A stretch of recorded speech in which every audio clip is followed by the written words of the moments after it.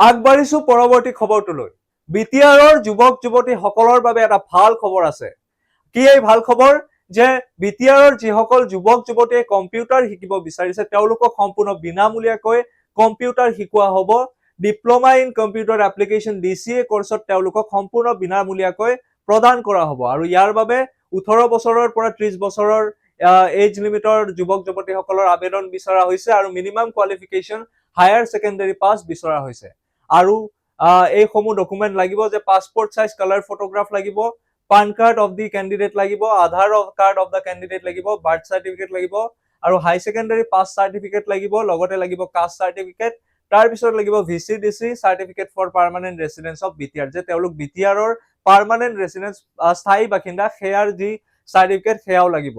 আৰু ইয়াৰ পিছত ক'ত ক'ত এই শিক্ষা প্ৰদান কৰা হ'ব তাৰ লিষ্ট এখন দিয়া হৈছে। গতিকে বিটিআৰৰ যিসকল যুৱক যুৱতীয়ে ফ্ৰীতে কম্পিউটাৰ শিকিব বিচাৰিছে, বিনামূলীয়াকৈ তেওঁলোকে কম্পিউটাৰ শিকিব বিচাৰিছে, নিজক ডেভেলপ কৰিব বিচাৰিছে, আপোনালোকলৈ এইটো খুব ভাল খবৰ আহিছে। গতিকে আপোনালোকে পলম নকৰি সোনকালে এপ্লাই কৰক।